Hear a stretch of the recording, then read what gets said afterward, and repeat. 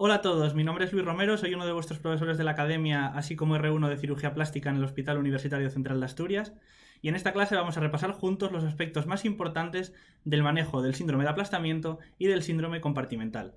Este es el esquema que vamos a seguir en la clase de hoy. Comenzaremos hablando del síndrome de aplastamiento, para a continuación pasar a hablar de los síndromes compartimentales, y dentro de ellos nos centraremos en el más conocido, que no el más frecuente, como veremos posteriormente, que es el síndrome de Volkmann.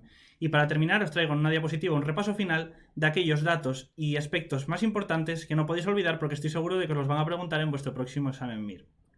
Comenzamos con la primera parte de la clase, que es el síndrome de aplastamiento, y se define como el que acontece en aquellos traumatismos en los que se produce un aplastamiento muscular importante. La fisiopatología fundamental es que se produce un fenómeno de rhabdomiólisis como consecuencia del aplastamiento, el cual tiene como consecuencia un paso a la circulación de mioglobina fundamentalmente. Esta mioglobina se filtra por el riñón y produce mioglobinuria, que además de producir una orina característica, que veremos luego en una foto que os he traído, de color rosado oscuro, acabará produciendo en estos pacientes un fracaso renal agudo.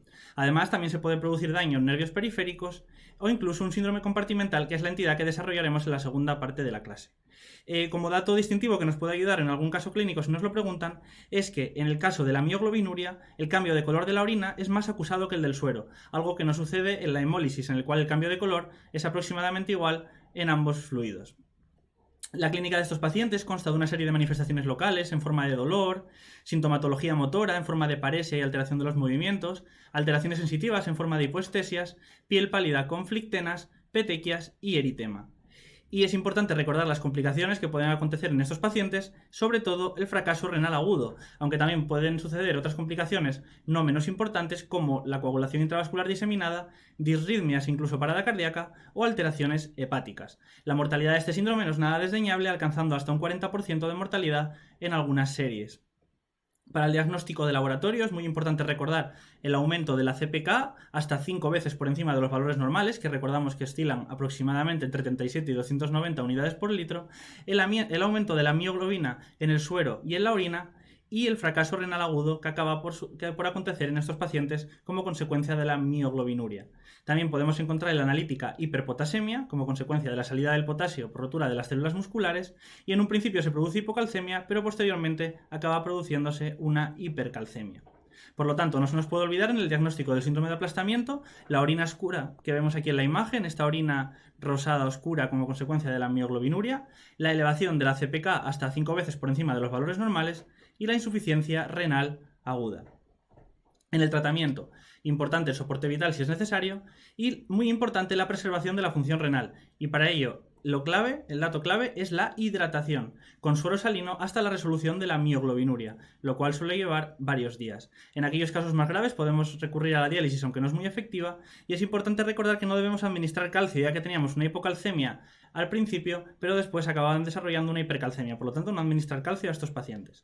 En aquellos casos más graves pueden llegar a ser necesarias incluso medidas quirúrgicas del tipo necrectomías, amputaciones o fasciotomías. Y pasamos ahora a la segunda parte de la clase, que son los síndromes compartimentales.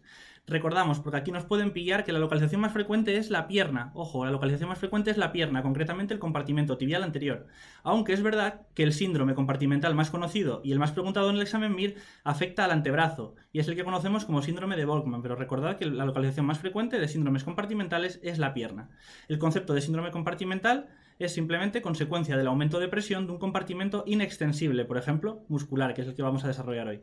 Y el síndrome de Volkmann, que es el que vamos a profundizar a continuación en las siguientes diapositivas, es consecuencia del aumento de presión en el compartimento muscular antebraquial anterior profundo.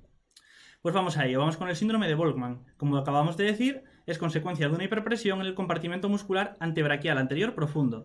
¿Y qué músculos están en este compartimento antebraquial anterior profundo? Pues estos que veis aquí: el flexor común superficial de los dedos, el flexor común profundo de los dedos, el flexor largo del pulgar, el pronador redondo y el pronador cuadrado.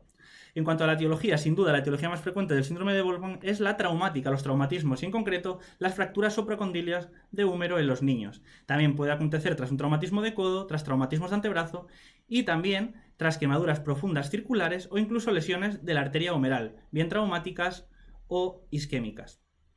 La clínica consta de unos signos iniciales, que son de alarma, que nos harán sospechar que se está empezando a producir un síndrome de Volkmann, del cual el más importante y que quiero que recordéis es el dolor, tanto espontáneo como por estiramiento pasivo de los dedos, que es el síntoma inicial. Además, estos pacientes pueden presentar edema, trastornos sensitivo-motores de los dedos, y es importante recordar que los pulsos distales generalmente no están abolidos, salvo que la causa del síndrome de Volkmann sea isquémica, pero en general los pulsos distales no están abolidos. Y luego hay una serie de signos secundarios que son derivados de la retracción de los músculos de la celda profunda anterior del antebrazo, que nos indican que el síndrome de Volkmann ya está establecido, y nos encontraremos un paciente con la mano como en la imagen que os traigo en la diapositiva. El antebrazo estará en pronación, flexión de la muñeca, extensión de las metacarpofalángicas, flexión de las interfalángicas y flexión y aproximación del pulgar. Del diagnóstico instrumental no voy a entrar en profundidad, pero es de lo poquito que queda por preguntar de este síndrome, y simplemente quiero que recordéis que se diagnostica cuando la presión supera los 30 milímetros de mercurio. Simplemente quiero que recordéis este dato. Diagnóstico instrumental, presión intracompartimental superior a 30 milímetros de mercurio. En cuanto al tratamiento, cuando tenemos los signos de alarma que antes comentábamos en forma de dolor, edema y pulsos conservados, lo primero que realizaremos será retirar vendajes y poner el brazo en alto. Si veremos que los síntomas van evolucionando y va apareciendo una parálisis, realizaremos fasciotomía de urgencia. Y para las secuelas, que eran aquellas retracciones musculares, tenemos tratamiento paliativo en forma de desinserciones y transposiciones musculares. Por lo tanto, ante sospecha de síndrome compartimental, retiraremos el yeso y elevaremos miembros, y si no mejora, se realizará una fasciotomía urgente. Y por último, vamos a hablar de otros síndromes compartimentales y en concreto del síndrome compartimental de la pierna. Y hay que recordar, y que no nos pillen aquí, que es el síndrome compartimental más frecuente, aunque decíamos que el más conocido es el de Volkmann. Puede ser producido por fracturas tibiales o traumatismo de partes blandas de la pierna, y el compartimento más frecuentemente afectado es el tibial anterior. Y esta es la última diapositiva de repaso final, con los datos que no se os pueden olvidar de la clase de hoy porque estoy seguro de que os los preguntarán en vuestro examen MIR. En primer lugar, el diagnóstico de síndrome de aplastamiento con esa orina oscura por la mioglobinuria, elevación de la CPK e insuficiencia renal aguda, y el tratamiento fundamental, hidratación para preservar la función renal con suero salino. En cuanto al síndrome compartimental, recordad que el más frecuente es el de la pierna, concretamente el que afecta al compartimento tibial anterior, pero el más preguntado en el MIR y el más conocido es el síndrome de Volkmann, que afecta al compartimento antebraquial anterior profundo. Y el tratamiento es inicialmente retirada de yesos y elevación de la extremidad, y si no responde, se realizará fasciotomía de urgencia. Y esto es todo por hoy. Espero que la clase os haya sido de utilidad.